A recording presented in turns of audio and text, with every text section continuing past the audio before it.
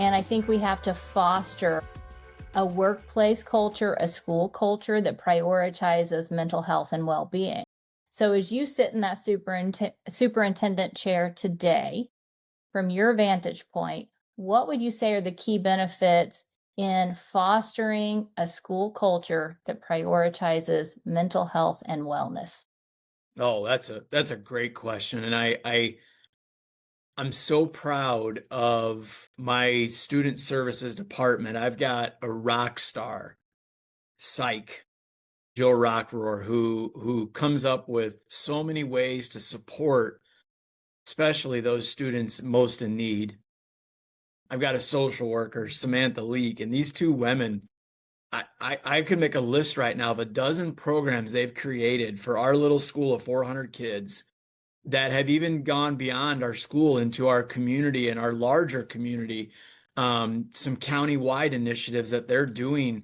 Right now, we're doing Thanksgiving baskets. We have over 90 families who voluntarily said, yes, we need help and we want, so we have all of our homerooms creating these Thanksgiving baskets that we'll even deliver or they can pick up. So we've got that going on next week. And there's so many. We have our mascot's the Fighting Irish. So we have this dedicated room in our school called the Irish Care Closet that's got clothes, deodorant, hygiene, food. Just there's so many programs that these two ladies have created, and they come to me with these new ideas, and I see it. I mean, I'm out in front of our office every single day, and at the end of the day, and you just see some of these kids, and I only get a glimpse because I'm not in a classroom every day. I'm not in the social worker room with these kids.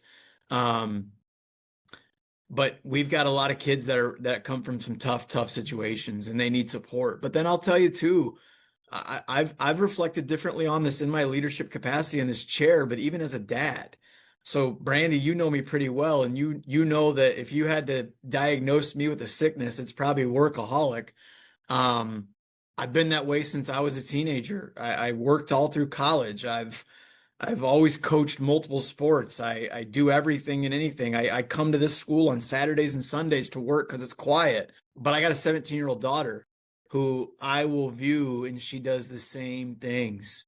Mhm. She's a three-sport athlete. She's an FFA officer. She's an NHS. She's a CNA.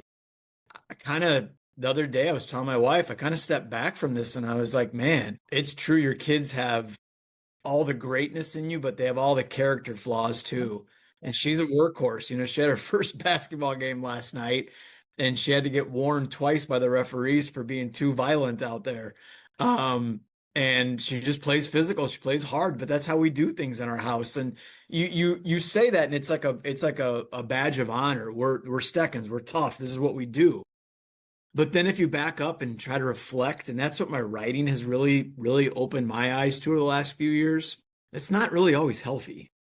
It's not healthy to work 100 hours a week. And even though it is part of what I would consider my passion, and it's a purpose too, you do need some me time where you're just not working. Or you're doing things with your wife, doing things with your kids that don't focus on work or sports or whatever. My son loves to hike, and I just said to my colleague, I need to take him hiking more. I love to hike too, but there's never enough time. You got to make the time. It's got to make it a priority. You So, do. so sitting in this chair, what you're asking me, I see that. I see that from our kids most in need, but I Mhm. see it from our high flyers too. And I think that's a big piece that doesn't get discussed openly is the high flyers that are the workaholics. Um, they need attention too. They need support as well. They do.